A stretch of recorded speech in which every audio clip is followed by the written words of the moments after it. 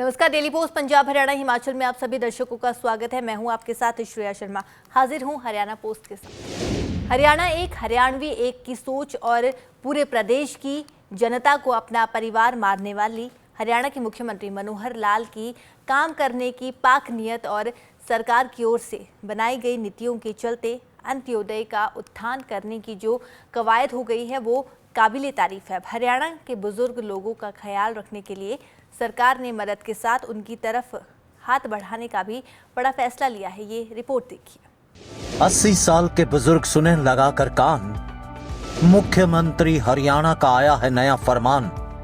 सरकार उनकी सेवा का फर्ज निभाएगी। हरियाणा सरकार वरिष्ठ नागरिक सेवा आश्रम बनवाएगी। मनोहर सरकार के 9 साल साबित हो रहे बेमिसाल।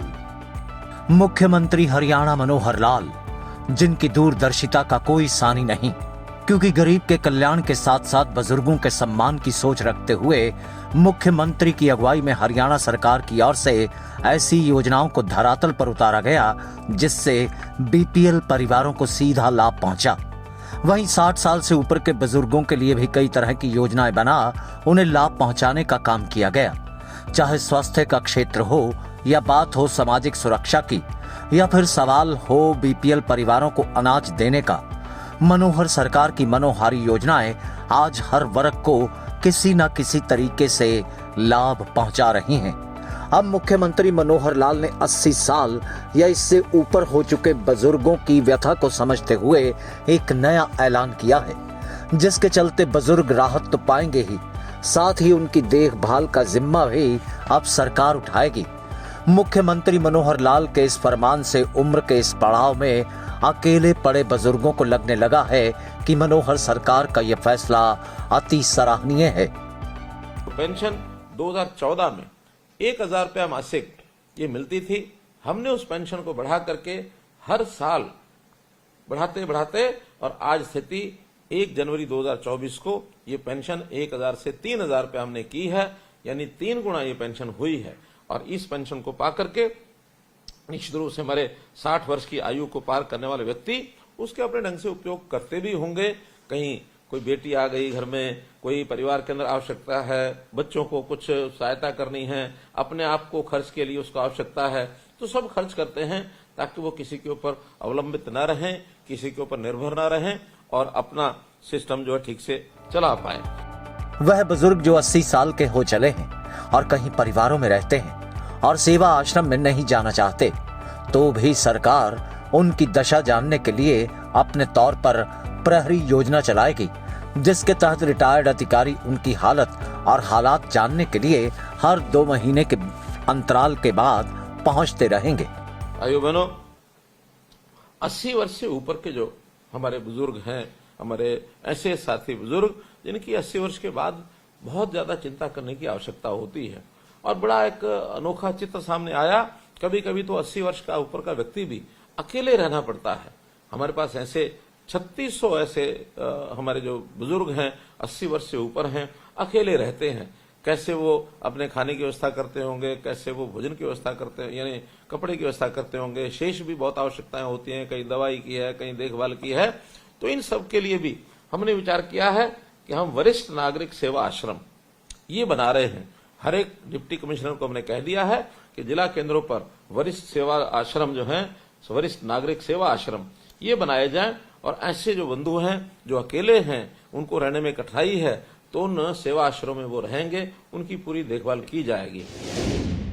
तो वहीं मुख्यमंत्री मनोहर लाल के मुताबिक वो जनता से किया हर वादा पूरा कर रहे हैं। और सामाजिक सुरक्षा पेंशन की अगर बात करें तो उसे मुख्यमंत्री ने जहां बढ़ाने का भी ऐलान किया है, तो वहीं दूसरी तरफ अब विधवाओं को भी पेंशन का हकदार बना दिया गया है। और ऐसा करने वाला हरियाणा अपने आप में एकमात्र राज्य बना है। ये रिपोर्ट देखिए। पूर्व सरकार के राज में सामाजिक पेंशन राशि थी 1000 रुपए। मनोहर सरकार सत्ता में आई, कई बार उसने पेंशन की राशि बढ़ाई, बुजुर्गों को हर तरह से लाभ पहुंचाया, पेंशन राशि को 3 गुना तक बढ़ाया। बुजुर्गों को मिलने वाली पेंशन राशि को बढ़ाए जाने का ऐलान करते हुए मुख्यमंत्री ने पेंशन धारकों को बड़ी राहत प्रदान की थी और इस लिहाज से भी पेंशन देने के मामले में हरियाणा एकमात्र राज्य देश के अंदर ऐसा है जो 3,000 रुपए पेंशन राशि के रूप में देता है, जो कि देश में सबसे सर्वाधिक है। और अगर मानो वो नहीं भी आना चाहते, कहीं रह रहे हैं, मानो परिवार में रह रहे हैं, तो भी हर 2 महीने में एक कोई ना कोई कर्मचारी अथवा रिटायर्ड कर्मचारी, जिसका हमने एक व्यवस्था बनाई है प्रहरी योजना बनाकर, इस प्रहरी योजना के अंतर्गत आपके पास 2 महीने में कोई एक व्यक्ति संभाल के लिए, देखभाल के, आपका हालचाल पूछने के लिए जरूर आएगा। तो इस प्रकार से ऐसे जो हमारे बुजुर्ग हैं, शारीरिक रूप से कई बार आवश्यकता होती है, तो उनकी सबकी सेवा होगी। बुजुर्गों, भाइयों बहनों, शारीरिक रूप से कई बार आयु के साथ कमजोरी आ जाती है, लेकिन मेरा ये मानना है कि आखिर एक आयु के साथ व्यक्ति का अनुभव है, वो अनुभव भी बढ़ता है और उस अनुभव का लाभ हमें अपनी नई पीढ़ी को ये भी देना चाहिए। आखिर नई पीढ़ी आकर के हमारे अनुभवों का लाभ लेकर के समाज में, जीवन में काम करेगी, उनकी भी प्रगति होगी और देश प्रदेश समाज को वो भी, इसको भी लाभ होगा। तो निश्चित रूप से इस काम को भी हमें करना चाहिए, सबको अपनी ओर से ये सब बताना चाहिए। मुख्यमंत्री मनोहर लाल की सोच के मुताबिक समाज या प्रदेश तभी खुशहाल बनता है जब पंक्ति में खड़े अंतिम व्यक्ति तक मदद के हाथ बढ़ाते हुए उसे योजनाओं का लाभ दे सकें, उसके जीवन का उत्थान हो सके। अब मनोहर ऐलान के मुताबिक विदुर शख्स भी पेंशन के हकदार होंगे। एक घोषणा मैंने की है, बहुत शीघ्र उनको योजना ये मिलने शुरू हो जाएगी पेंशन। जो हमारे विधुर बंधु हैं, जिनकी आयु 40 वर्ष से पार हो गई है, जिनकी पत्नी का देहांत हो गया, उनको भी ये पेंशन हम दे रहे हैं। और ऐसे ही जिन बंधुओं की 45 साल तक शादी नहीं हुई, 45 साल के होने के बाद उनको भी ये जो पेंशन है हम उपलब्ध कराएंगे, ताकि समाज में एक सम्मान के साथ वो लोग भी रह सके, जी सके। ऐसे कुल मिलाकर 30 लाख लोगों को अब ये जो पेंशन है हर महीने ये जाती है। और जनवरी 2024 में अगर मैं 3,000 रुपये प्रति व्यक्ति का हिसाब लगाऊं तो 900 करोड़ रुपया प्रति माह हमारा सामाजिक पेंशन लगभग ये साल का 10,000 करोड़ रुपए से भी ऊपर बनता है, जो किसी और प्रदेश में इतनी पेंशन नहीं है। हरियाणा एकमात्र ऐसा प्रदेश है जो इस सीमा तक अपनी जो पेंशन है वो बढ़ाकर लेकर के गए हैं। हरियाणा में प्रदेश की जनता के स्वास्थ्य व स्वास्थ्य क्षेत्र में सुविधाओं का प्रचार प्रसार जहां सरकार की ओर से किया गया, तो वहीं आयुष्मान भारत योजना के संग चिरायु योजना को जोड़ते हुए मुख्यमंत्री हरियाणा ने बीपीएल परिवारों के लाखों लोगों को 5 लाख के वार्षिक इलाज का लाभार्थी बना दिया। आयुष्मान भारत प्रधानमंत्री जी ने जो घोषणा की कि 5 लाख रुपया प्रति परिवार, यदि कोई परिवार में बीमार हो जाता है, किसी का इलाज लंबा चलता है, किसी को कोई एक्सीडेंट हुआ है, कोई ऑपरेशन कराना पड़ता है, तो ऐसे परिवार के सब सदस्यों का मिलाकर 5 लाख रुपए वार्षिक इलाज का पैसा ये सरकार खर्च करती है। ये एक बहुत बड़ी सुविधा अपने गरीब परिवारों को, बीपीएल के परिवारों को मिली। लेकिन इतना मिलने के बाद भी, क्योंकि बीपीएल परिवारों की जो सूची थी वो 2011 में बनी थी, हमने उसके बाद नई योजना बनाकर, और यही लाभ चिरायु योजना के अंतर्गत भी हरियाणा सरकार से शुरू की गई, आय बढ़ाई।